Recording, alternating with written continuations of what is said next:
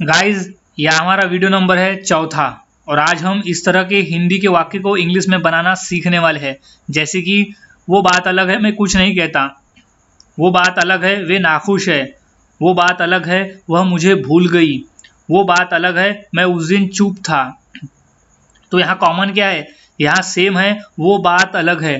तो हम इस तरह के वाक्य को तो रोजाना बोलते ही है अपने बोलचाल में। तो आज हम ऐसे वाक्य को इंग्लिश में बनाना सीखने वाले हैं और हम देखेंगे कि किस फॉर्मूले से ऐसे वाक्य इंग्लिश में बनाए जाते हैं। तो इस वीडियो को पूरा देखने के बाद से हमारे लिए ऐसे वाक्य को रोजाना इंग्लिश में बोलना काफ़ी आसान हो जाएगा और हम आसानी से ऐसे वाक्य को बोलना भी शुरू कर देंगे।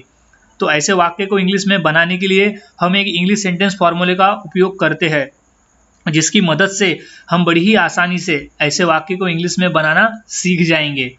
तो हमारा जो फॉर्मूला होता है वो सिंपल सा फॉर्मूला है, जो है that is a different matter. That is a different matter का ही मतलब होता है वो बात अलग है। That is a different matter ये हर इंग्लिश के वाक्य में कॉमन रहेगा और हिंदी में कॉमन रहेगा वो बात अलग है, यानी that is a different matter plus sentence. अब सिचुएशन के हिसाब से हम सेंटेंस को लिखेंगे।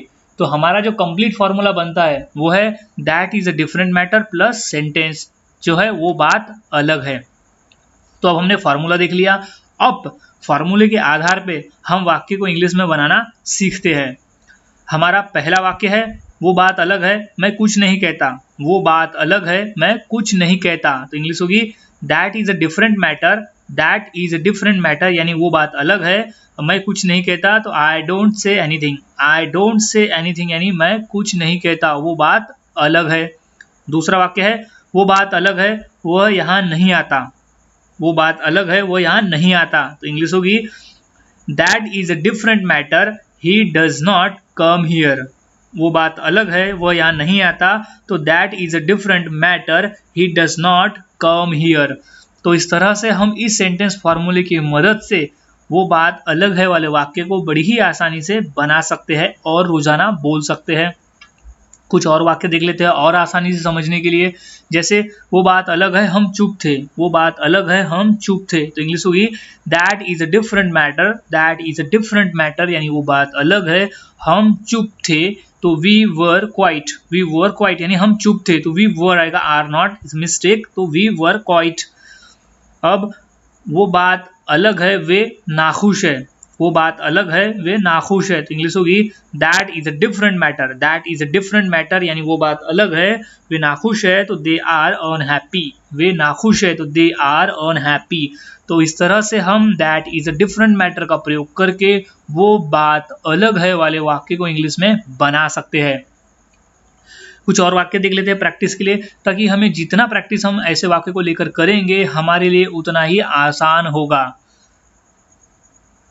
वो बात अलग है वह पागल है। वो बात अलग है वह पागल है। तो इंग्लिश होगी that is a different matter. That is a different matter यानी वो बात अलग है वह पागल है। तो ही इज मैड।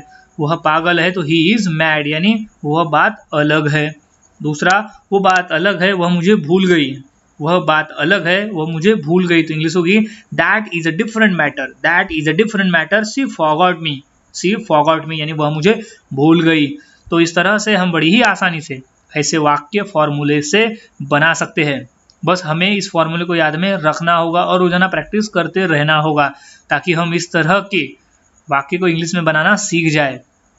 तो अब इसी फॉर्मूले के आधार पे मैं दो वाक्य देता हूँ, इंग्लिश क्या होगी कमेंट करके मुझे ज़रूर बताएं। जैसे वो बात अलग है मैं उस दिन चुप था, और दूसरा है वो बात अलग है तुम समझे नहीं। तो ये दो वाक्य की इंग्लिश क्या होगी मुझे कमेंट करके ज़रूर बताएं। और इस सेंटेंस फॉर्मूले की प्रैक्टिस करते रहे और करते रहे।